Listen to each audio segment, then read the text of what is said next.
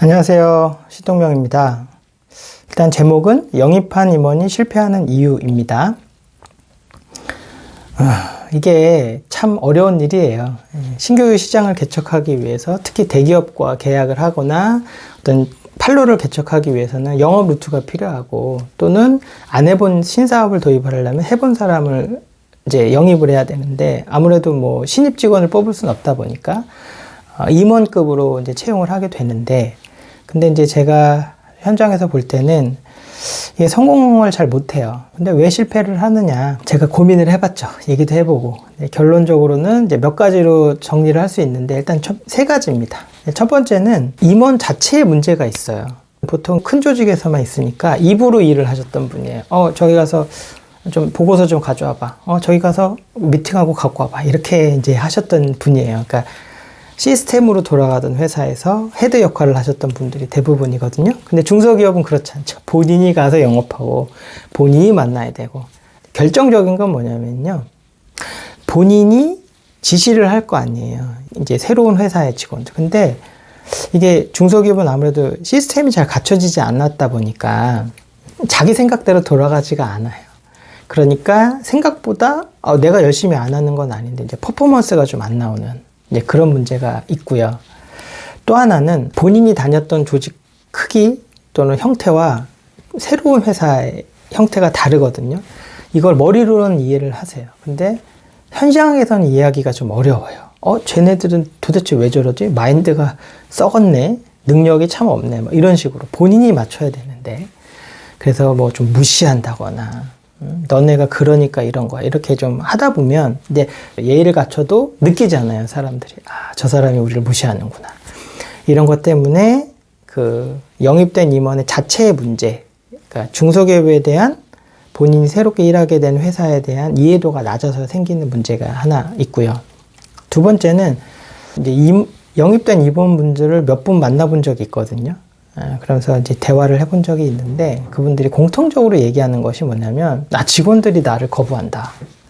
직원들이 날 배척한다. 도와주질 않는다. 왕따시킨다. 막 이런 말을 하세요. 근데 그게 거짓이냐? 아니에요. 진실인 경우가 있어요. 내부 경계심이 있는 건 사실입니다. 그래? 야, 우리 부장님이 한 달에 500 받는데 저 사람은 뭐 나이도 비슷한데 뭐 대기업 있다고 그래서 1000만 원 받네? 그러면은 얼마나 잘하는지 한번 보자. 별것도 없네, 저 사람. 뭐 이런 식인 거죠. 그리고 뭐 지시를 해서 뭘 보고했는데 뭘 혼냈다. 그럼 그럼 악감정을 갖고 사실 그냥 원래 오래 같이 일했던 부장님한테 혼나면 또는 지적받으면 괜찮을 텐데 새로운 사람한테 왠지 거부감이 있고 경계하고 이런 것들 때문에 또 새로 오신 분 입장에서는 난 열심히 하려고 그러는데 도와주지 않는 부분도 사실 존재를 합니다. 그래서 새로 오신 분도 적응하기가 어렵고 내부 직원들도 반발심이나 경계를 하다 보니 임원이 자리를 잡기가 어려운 거예요. 그러면 여기서 이제 가장 중요한 얘기, 제가 하고 싶은 얘기, 이걸 해결할 수 있는 사람이 누가 있죠? 이 사이에서 이 사람을 뽑고 기대하고 그만큼 대우를 해주신 사장님이잖아요. 기대가 있으니까 이런 문제점이 있다는 거 아실 거예요. 근데 잘하나 보자. 뭐 그건 알아서 하시고 능력 있으시니까 이렇게 놔두시면 안 돼요. 관리해 주셔야 돼요. 특히 초기에는. 그래서 이분이 잘 융화될 수 있고 직원들도 이분 잘 받아들일 수 있도록 도와드려야 되는데 사장님들이 그렇게는 안 하시는 것 같아요. 뽑아놨으니까 알아서 하세요. 아니 돈을 많이 들였는데 이거밖에 못 하시는 거 실망스럽네요. 그리고 직원들한테는 새로운 우리 이사님 말씀 안 들어요. 이렇게 혼내기만 하시지 이분들이 어떻게 융화돼서 잘 될지를 노력을 잘 안 하시다 보니 고액 연봉을 들여서 모셔왔고 자리도 드리고 권한도 드리고 기대도 높은데 언제나 좀 약간 기대치에 못 미치는 경우가 많은 이유가 이런 것 같아요. 그래서 사장님들이 참 많이 노력을 하셔야 되는 겁니다. 노력의 방법은 여러 가지가 있죠. 임원한테 얘기를 들어서 뭐가 문제냐 해결해 드리고 직원들 얘기도 듣고 이 사람은 뭐가 문제야. 그래서 서로 얘기를 좀 잘 전달을 해서 회의도 같이 하시고 오해도 좀 풀고 도와줄 건 도와주시고. 그래서 제가 원론적인 얘기긴 한데 그런 임원을 영입을 하는 게 맞느냐라는 사실 근본적인 의문이 있어요. 그렇게 하면 된다고 말씀드렸지만 쉬운 거냐라고 했을 때 쉽지 않거든요. 그래서 임원을 영입을 하실 때는 굉장한 많은 고민을 하셨으면 좋겠습니다. 회사 입장에서. 즉흥적으로. 이번에 우리 삼성 뚫어야 돼. 삼성 임원 뭐 퇴직한 분 있어? 아니면 삼성 부장님 있어? 모셔와. 야, 우리 중국 수출해야 돼. 중국 쪽 사람 있어? 뭐 수소문해서 그냥 모셔온다거나 이러면 실패 확률이 제 생각에 굉장히 높은 것 같아요. 그러니까 잘 정착했다는 얘기 잘 못 들었고요. 또 하나 문제는 이분이 그냥 실패를 해서 이분이 그냥 그래 뭐 안 맞나 보네. 뭐 다른 회사 가야지. 나 돈도 많은데 쉬지 뭐 이렇게 해서 그냥 정리가 되면 좋은데요.